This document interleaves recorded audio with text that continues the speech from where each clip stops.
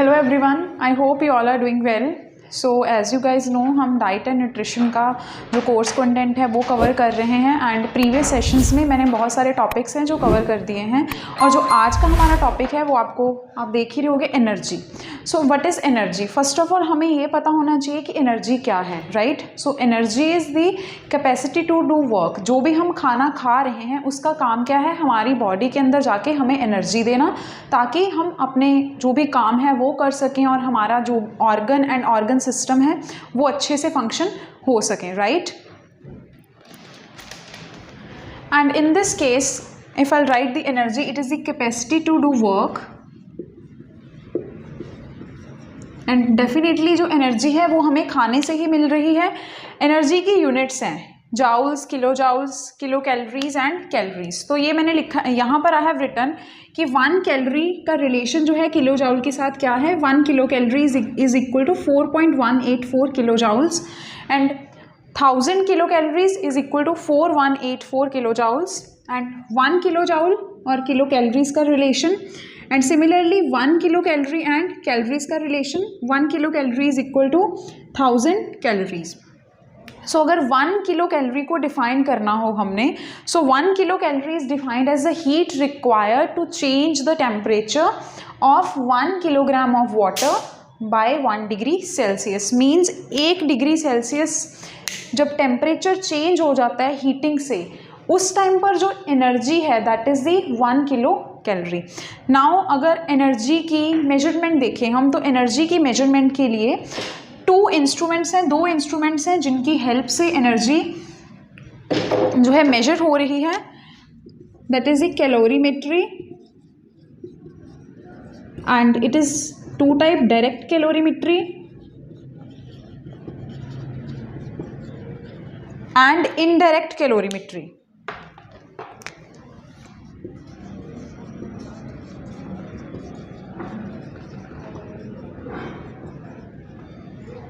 So these are the 2 ways to measure the energy. इस case में हमने we have to relate कि जो भी हम खाना खा रहे हैं वो एनर्जी प्रोवाइड कर रहा है। So Indian council of medical research ICMR ने कुछ एनर्जी की वैल्यूज़ दी हैं। ये मैंने यहाँ पर I have written here the energy values. And ये जो सारी एनर्जी वैल्यूज़ हैं ये अलग अलग हैं। डेफिनेटली मेन के लिए अलग हैं, विमेन के लिए अलग है, प्रेग्नेंट विमेन के लिए अलग हैं, लैक्टेटिंग विमेन के लिए अलग हैं, बॉयज़ के लिए, चिल्ड्रंस के लिए एंड गर्ल्स के लिए अलग हैं। नाउ हमें ये पता होना चाहिए कि ICMR ने जो ये वैल्यूज़ डिसाइड की हैं वो कैसे की हैं। ICMR ने जो एनर्जी वैल्यूज़ डिसाइड की हैं वो reference men and reference women के को कंसिडर करके ही की हैं। So reference men and reference women, so reference men and women के अकॉर्डिंगली ये एनर्जी वैल्यूज़ डिसाइड हुई हैं। अभी हमें ये पता होना चाहिए कि रेफरेंस मेन एंड वुमेन है क्या। एक विमेन जो लाइक उनको कंसिडर करके उन्होंने ये एनर्जी वैल्यूज़ दी हैं ICMR ने। So how they have decided, reference women के केस में एक यू विल से कि जो एज है दैट लिमिट इज़ अबव 29, उस केस में women is involve in work और she is doing work properly and जो फिजिकल एक्टिविटी है वो प्रॉपरली हो रही है और उसके साथ साथ उनका जो यू विल से कि स्केड्यूल है properly, she is doing work also and जो अपनी 8 आवर्स की स्लीप है, 6 to 7 आवर्स का जो स्लीप है वो पैटर्न उनका कंप्लीट हो रहा है and that women is completely taking the balanced amount of nutrients in her diet. So इन सारी चीज़ों को ध्यान में रख के ICMR ने according to the reference men and women, same goes for the men, man is involve in work and he is doing physical activity also, proper exercise and age is above 29 and balanced amount of nutrient consume कर रहा है वो person अपनी diet में, उनको consider करके ICMR has given us these values। तो main के केस में 3 कैटेगरीज आ रही हैं उनके वर्क के अकॉर्डिंग। तो वर्क के अकॉर्डिंग जो ये 3 कैटेगरीज हैं इसमें है normal worker, moderate worker and heavy worker. तो नॉर्मल वर्कर के केस में इफ आई से कि a person is involve in normal work है, सिटिंग जॉब जिसको हम बोल सकते हैं कि बैठ के काम करना है, ज़्यादा मूवमेंट नहीं है.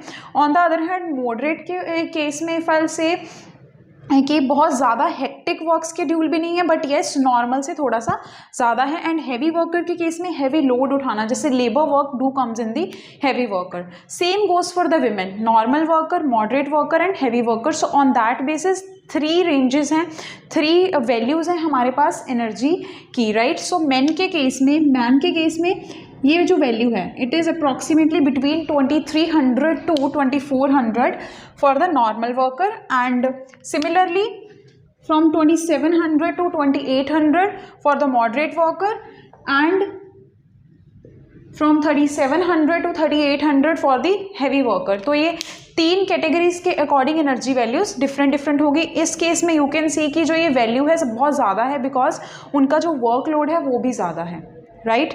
Same is for the women's, 3 categories के लिए different energy values are given. Now in case of pregnant women, pregnancy के टाइम पर क्या है, अगर नॉर्मल वर्किंग जो वुमेन है शी इज़ प्रेग्नेंट, तो इस केस में व्हाट वी विल डू, हम जो एनर्जी की रिक्वायरमेंट है उसमें 350 ऐड करके उसके अकॉर्डिंग उस पर्सन को, उस विमेन के मील्स के थ्रू एनर्जी रिक्वायरमेंट हम कंप्लीट करेंगे. Now in this case also for the moderate worker it is approximately 2200 to 2300 तक, right. So in this case also pregnant women के केस में मॉडरेट वर्कर है 350 हम ऐड करेंगे. Same goes for the heavy worker. Now in case of lactating women, right, post pregnancy when the baby is on the mother's milk, so उस case में initial months from 0 to 6 months the energy value that should be added in all these values 550 रहेगा, और 6 to 12 months फिर हम 400 add करेंगे. ये जो normal energy values की रिक्वायरमेंट है अकॉर्डिंगली हम उस विमेन का जो मील प्लान करेंगे उनको इतनी एनर्जीज तो मिलनी ही चाहिए. Let's suppose it is as I have told कि 1800 तक है, तो 1800 में हम 400 ऐड करेंगे तो ऑलमोस्ट 2275.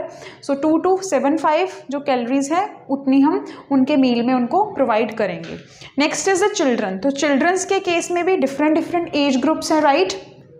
तो इफ़ आई से कि 1 से 3 साल तक का बच्चा है और 4 से 6 साल तक का बच्चा है एंड 7 से 10 साल तक का बच्चा है, तो उन तीनों ग्रुप्स में ये अलग अलग एनर्जी की रिक्वायरमेंट है. Same is for the boys as well as the girls. 10 से 12 साल तक इतनी एनर्जी वैल्यू है. So it is for 10 to 12, this is for 13 to 15 and ये जो रहेगा 16 से 18 साल तक की एनर्जी वैल्यूज़ रहेगी.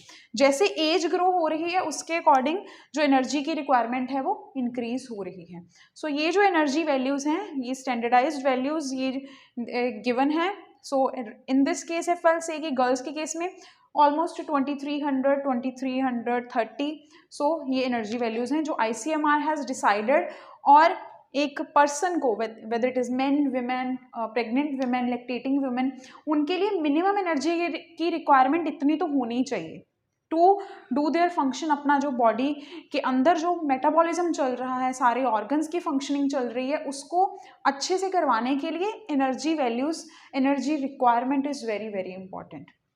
Now in this case there is another point. अभी हमें ये पता होना चाहिए, हमने मैक्रो के बारे में डिस्कस कर लिया है, माइक्रो के बारे में डिस्कस कर लिया है कि जो खाना हम खा रहे हैं वो हमें कितनी एनर्जी दे रहा है.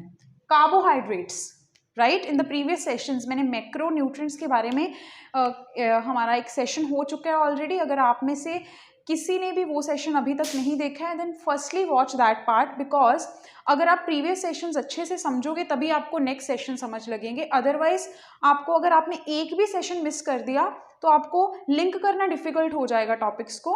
So in this case of energy अगर मैं बोलूँ कि कार्ब्स और कार्बोहाइड्रेट्स, खाने के अंदर कार्बोहाइड्रेट्स हैं, राइट. तो कार्बोहाइड्रेट्स हमें कितनी एनर्जी दे रही है? Carbohydrates are giving us 4 kilo calories of energy, 4 calories of energy, right. And similarly proteins 1 gram of protein give us 4 calories of energy, and fats, 1 gram of fat 9 calories of energy. तो let's suppose कि अगर कोई person है, अभी carbohydrate से हमें 4 calories of energy मिल रही है। This kilo calorie is the standardised value, ये स्टैंडर्डाइज्ड यूनिट है। तो अगर मैं बोलूँ कि 4 कैलोरीज ऑफ एनर्जी मिल रही है, अगर कोई पर्सन अपने मील के अंदर, अगर उस पर्सन के एक मील के अंदर लेट्स सपोज कि 15 ग्राम ऑफ कार्ब्स हैं, 15 ग्राम ऑफ कार्बोहाइड्रेट्स हैं, पर्सन कुछ खा रहा है, तो उसमें क्या होगा, तो उन 15 ग्राम से उस पर्सन को कितनी एनर्जी मिलेगी, 60 कैलोरीज। सिमिलरली अगर प्रोटीन की बात करें तो लेट्स सपोज उसने 20 ग्राम प्रोटीन खाया है, या लेट्स सपोज 23 ग्राम प्रोटीन खाया है, तो उस केस में उसको कितनी मिलेगी, 92 कैलोरीज। फैट, अगर पर्सन 10 ग्राम फैट खा रहा है तो उसको 90 कैलोरीज ऑफ एनर्जी मिलेगी। और जो अभी हमने एनर्जी वैल्यूज़ की लिस्ट की है, राइट, कि मेन को इफ़ आई से कि 2800 नॉर्मल वर्कर है, उसको अप्रॉक्सीमेटली 2800 कैलोरीज की रिक्वायरमेंट है। तो वो कहाँ से हम कंप्लीट करेंगे, जब हम मील प्लानिंग का पार्ट करेंगे, उस केस में मील्स प्लानिंग के टाइम पर हम इन्हीं चीज़ों का ध्यान रखेंगे। जो भी हम उसके खाने के अंदर ऐड कर रहे हैं, हमें ये पता होना चाहिए कि उस स्पेसिफिक फूड सोर्स के अंदर कितना प्रोटीन है, कितने कार्ब्स हैं, कितने फैट हैं, एंड इन दैट केस हमें ये कैलकुलेशंस आनी चाहिए, राइट। सो ये एनर्जी, ये वाला जो पार्ट है आप सबको अच्छे से समझना है कि how do we calculate the energies, कि कार्ब से 1 ग्राम से इतनी मिलेगी, अगर 15 है तो 60 हो जाएगा।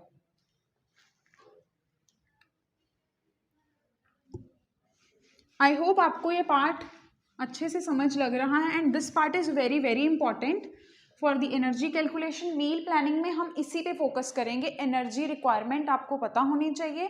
On that basis let suppose आप 1000 कैलोरीज का मील प्लान कर रहे हो, तो अलग अलग फूड सोर्सेज आप ऐड करोगे, राइट। सो उस केस में आपको एनर्जी वैल्यू निकालनी आनी चाहिए। और एनर्जी वैल्यू आप कब निकाल पाओगे, जब आपको ये पता होगा कि कार्ब से कितनी मिल रही है एनर्जी, प्रोटीन से कितनी मिल रही है, एंड फैट से कितनी मिल रही है। नाउ एनर्जी रिक्वायरमेंट जो है वो पर्सन की, जैसे हमने मेन, विमेन, बॉय, गर्ल, ये सारी लिस्ट अभी की है, प्रेग्नेंट विमेन, लैक्टेटिंग विमेन, तो वी शुड नो कि जो एनर्जी रिक्वायरमेंट है वो किन चीज़ों के ऊपर डिपेंड कर रही हैं। So energy requirement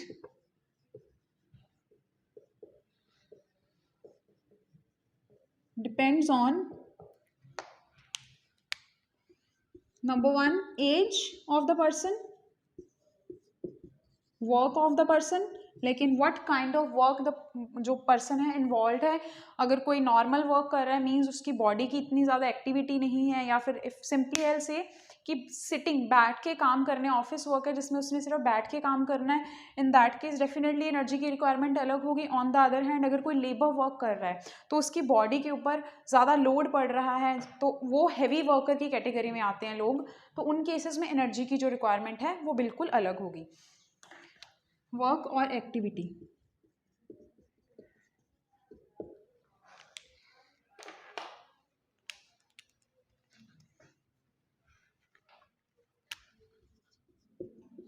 BMR, that is basal metabolic rate,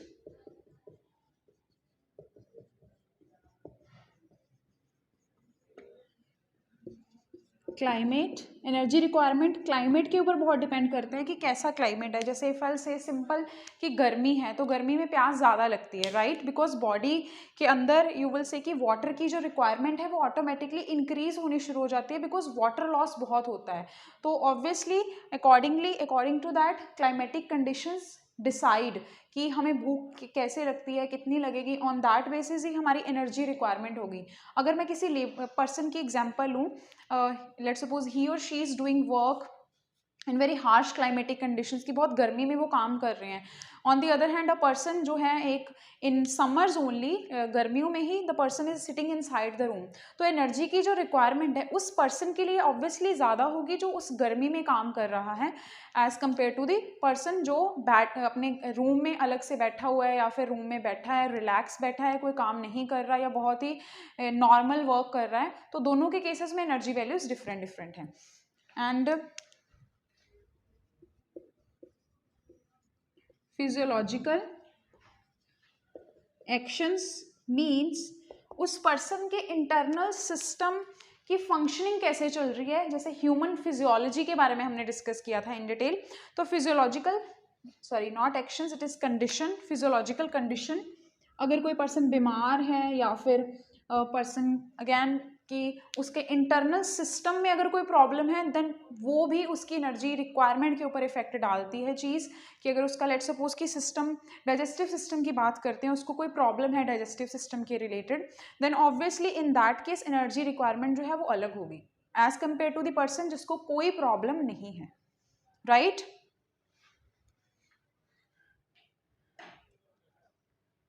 so these are the few factors जो डिसाइड करते हैं energy requirement of the person.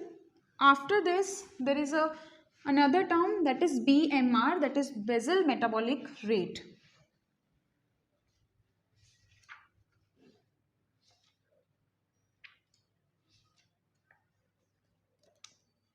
So first of all you should know what is basal metabolism. Basal metabolism,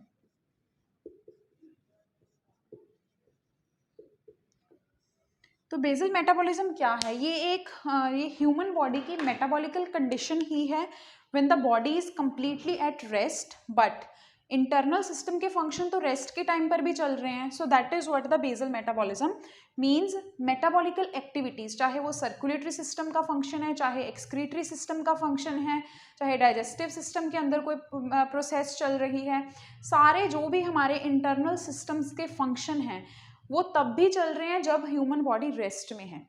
तो that condition is the basal metabolism means metabolical activities और metabolism at the time of rest, और in other words if I say metabolism when the body is completely at rest.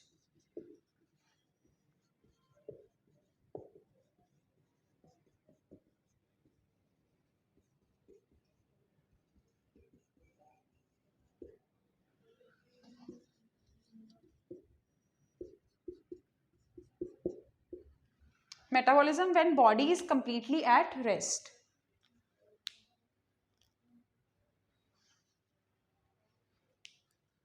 But in this case we know कि body के internal जो functions है वो तो वैसे ही चल रहे हैं, उन पे कोई ऐसा इफेक्ट नहीं हो रहा। The next part is BMR, that is the basal metabolic rate.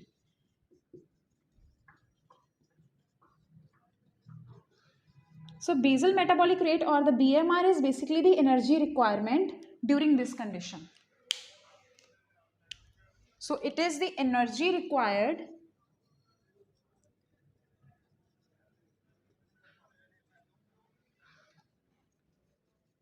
to carry out various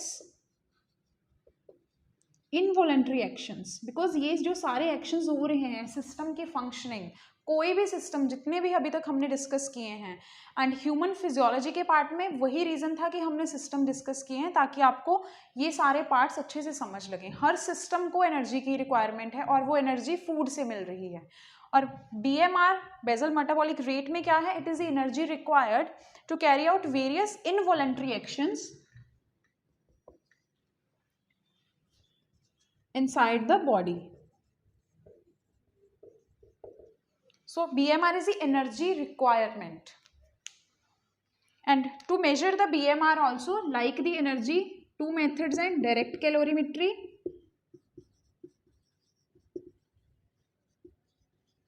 and indirect calorimetry.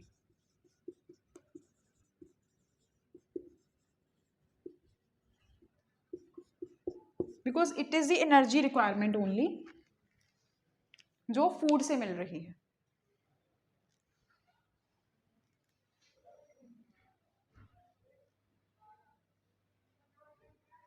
So in case of direct calorimetry, the heat produced inside the system directly measure कर ली जाती है. Indirect calorimetry में it is the indirect method, means if I say कि जो BMR है उसको major करने के लिए वेरियस स्टेप्स होते हैं. थोड़ा ज़्यादा टाइम पीरियड दिया जाता है, पर्सन को कम्प्लीटली रेस्टिंग फेज में, रेस्टिंग स्टेट में रखा जाता है, या पर्सन को कम्प्लीटली बोला जाता है कि the person should seat relax, पूरे रिलैक्सेशन के साथ बैठना है, और उसके साथ साथ टेम्परेचर में कोई ऑल्टरेशन तो नहीं आ रही बॉडी में, एंड उसके साथ साथ ब्रीदिंग रेट कैसा है पर्सन का. तो बहुत सारे फैक्टर्स को मेजर किया जाता है, तब एनर्जी की रिक्वायरमेंट निकाली जाती है. But in this case directly जो भी हीट प्रोड्यूस हो रही है बॉडी के अंदर वो डायरेक्टली मेजर की जाती है.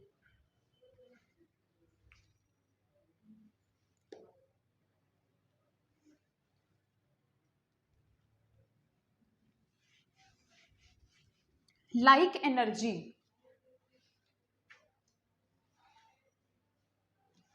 जो BMR है मींस जो बेसल मेटाबॉलिक रेट है, ये भी बहुत सारे फैक्टर्स के ऊपर डिपेंड कर रहा है.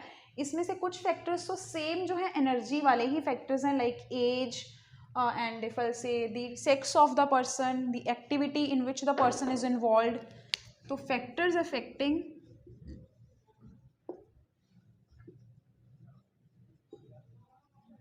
BMR, इनमें से कुछ फैक्टर्स तो सेम हैं, that is age, sex, sleep, activity और work, body surface area,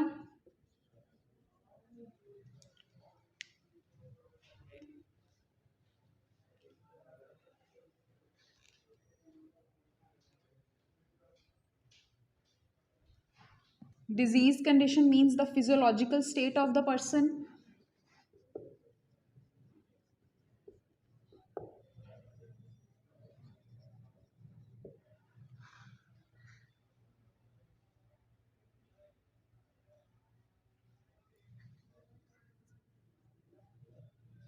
pregnancy, climate,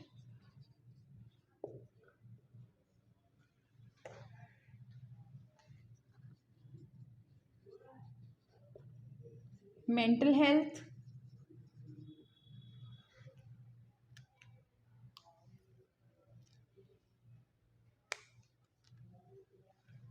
body temperature. These are the few factors जो डिसाइड कर रहे हैं कि पर्सन का रेस्टिंग फेज में मेटाबॉलिज्म कैसे चल रहा है, मींस इंटरनल सिस्टम्स की जो फंक्शनिंग है वो कैसे चल रही है. फल से एज, जैसे एज इंक्रीज हो रही है किसी पर्सन की तो उसका जो सिस्टम की फंक्शनिंग है वो स्लो हो जाती है.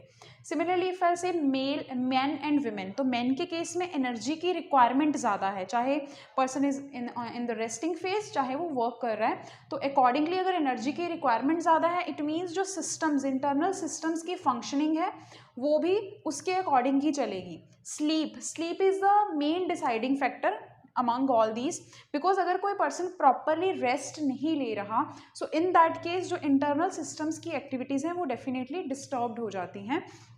उसके अलावा activity and next is the surface area, कि इफ आई से कि पर्सन की हाइट कितनी है, पर्सन का वेट कितना है, ये सारे फैक्टर्स भी डिसाइडिंग फैक्टर्स होते हैं for the BMR. Physiological state of the person, क्या उस पर्सन को कोई डिजीज तो नहीं है, so in that case the physiology और द सिस्टम्स की जो फंक्शनिंग है वो स्लो हो जाती है. प्रेगनेंसी के टाइम पर, because during the pregnancy inside the mother womb foetus भी है, तो at that time the will say foetus as well as the mother, दोनों को एनर्जी की रिक्वायरमेंट है.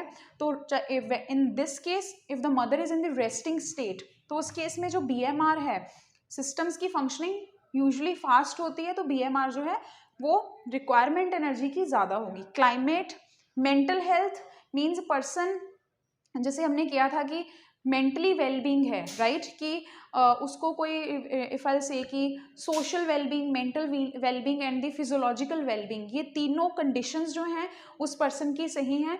Physiological state of the person की, क्या उसको डिजीज तो नहीं है, कोई मेंटली वेलबींग पर्सन किसी स्ट्रेस में नहीं है, उसको कोई एंजाइटी नहीं है, बिकॉज उसके कारण उसका हार्मोनल इम्बैलेंस हो जाता है, तो उसके कारण भी इंटरनल सिस्टम्स की एक्टिविटीज जो वो स्लो हो जाती हैं. Next is the body temperature. Body temperature is the another deciding factor. अगर किसी पर्सन को फीवर है, so in that case also if I say कि BMR के ऊपर इफेक्ट होता है. So these are the deciding factors जो BMR को इफेक्ट कर रहे हैं.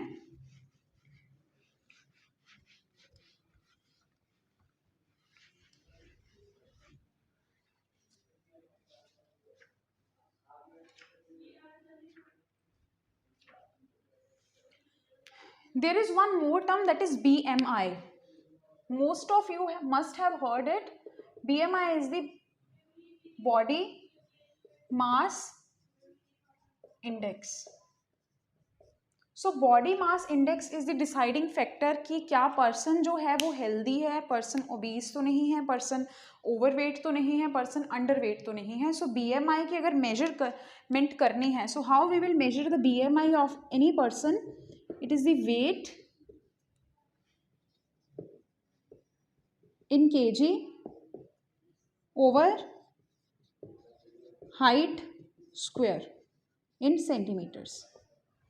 So this is how we calculate the BMI. अभी BMI की कुछ वैल्यूज हैं जो डिसाइड करती हैं कि पर्सन अंडरवेट है या ओवरवेट है. सो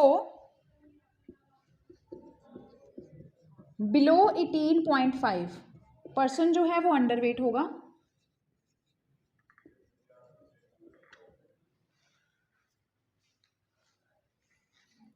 एटीन 18.5 से 24.9 तक जो पर्सन है उसको हम हेल्दी पर्सन की कैटेगरी में कंसिडर करेंगे. मींस उसका इफ आई से कि द पर्सन ओबीज भी नहीं है और अंडरवेट भी नहीं है. नाउ 24.9 से जो वैल्यू इंक्रीज होना शुरू हो जाती है, मींस पर्सन जो है वो ओवरवेट वाली जो स्टेज है उसकी तरफ बढ़ रहा है. एंड ओबेसिटी के केस में भी टोटल 3 स्टेजेस हैं. 4 स्टेजेस हैं. प्री ओबीज की ओबेसिटी से पहले की जो कैटेगरी है, उसके बाद obesity stage 1, 2 and 3. So more than 24.9 means obesity. कोई भी वैल्यू हो सकती है, sorry not less than, it is more than 24.9. ये रेंज को क्रॉस कर गया मीन्स ओबेसिटी की कंडीशन है या फिर इफ से ओवरवेट की कंडीशन है.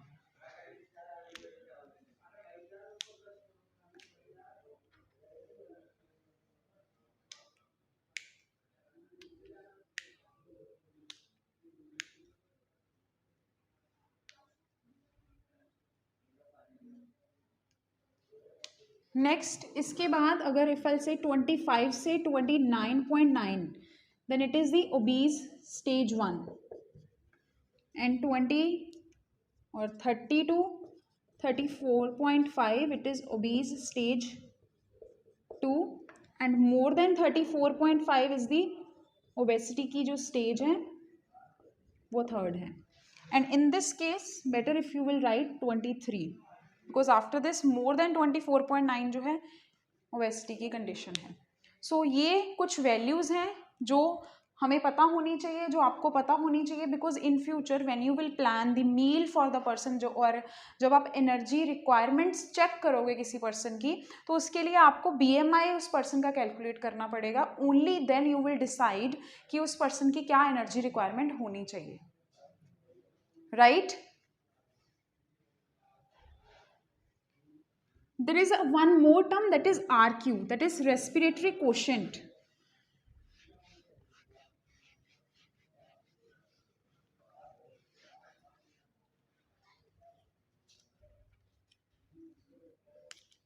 So respiratory quotient is actually जब भी हम खाना खा रहे हैं वो खाना अंदर जाकर डेफिनेटली उससे एनर्जी मिल रही है. मींस खाने का डाइजेशन हुआ, खाना एब्जॉर्ब हुआ और उसके जो भी हमने फूड खाया है, जो सारे न्यूट्रिएंट्स हैं वो अपना काम कर रहे हैं. सो ड्यूरिंग दैट प्रोसेस हमारी बॉडी के अंदर, अगर मैं बात करूं कि हमने कार्ब किसी फूड के अंदर कार्ब्स कंज्यूम किए हैं तो कार्ब्स अंदर जाकर बर्न हो रहे हैं, मींस कार्ब्स की डाइजेशन हो रही है, एब्जॉर्प्शन होके वो असिमिलेट हो रहे हैं, बॉडी उनको यूटिलाइज कर रही है, right. So during that utilization oxidation की प्रोसेस हो रही है, मींस फूड ऑक्सीडाइज्ड हो रहा है। So RQ is the amount of carbon dioxide produced and oxygen consumed to completely utilize that specific nutrient, right? So it is the amount of CO2 produced to oxygen consumed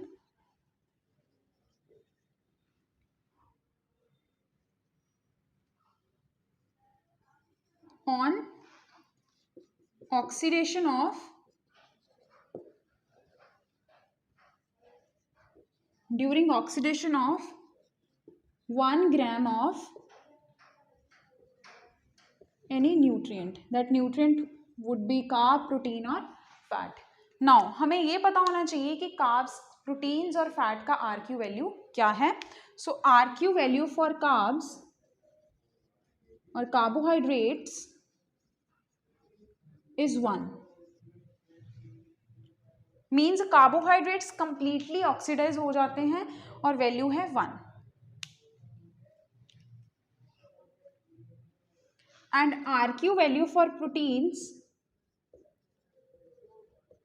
is 0.92 and the RQ value for fat is 0.7.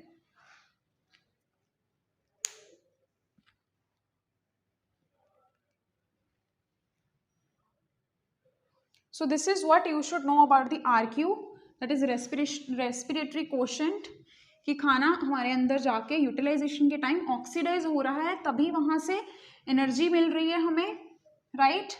And जो carbs हैं वो completely oxidise हो जाते हैं, completely utilisation होती है carbs की, और ऑन दैट बेसिस ये एनर्जीज की RQ वैल्यूज हैं. So with this we covered the BMR, that is basal metabolic rate, BMI body mass index, energy क्या है और एनर्जी की जो डिफरेंट वैल्यूज़ हैं, एनर्जी को कैलकुलेट कैसे करना है. कार्ब्स 1 ग्राम ऑफ कार्ब्स जो है 4 kilo calories of energy produce कर रहे हैं, राइट. एंड जो प्रोटीन्स एंड फैट्स हैं वो respectively 4 and 9 calories of energy produce कर रहे हैं. इन एनर्जी वैल्यूज़ के बारे में आपको पता होना चाहिए, बिकॉज इन एनर्जी वैल्यूज़ की आपको ज़रूरत पड़ेगी, आप यूज़ करोगे when you will plan the meals. Meal planning के टाइम पर हमने अगर एक पूरा मील प्लान करना है, लेट्स सपोज 1400 कैलोरीज का, सो इन दैट केस आपको उन फूड सोर्सेज की जो है कैलोरीज पता होंगी, तो आप इजीली कैलकुलेट करोगे कि उसमें 15 ग्राम कार्ब्स हैं तो कैसे कितनी एनर्जी आएगी, 14 ग्राम कार्ब है तो कितनी एनर्जी आएगी, राइट. सो आई होप आपको ये टॉपिक्स अच्छे से समझ आए हैं एंड प्रीवियस सेशंस भी आपको अच्छे से समझ लग रहे हैं. In the next session will meet with new topic. हम नया टॉपिक स्टार्ट करेंगे, न्यू टॉपिक के ऊपर डिस्कशन होगी and I will explain the parts of that topic. So thank you.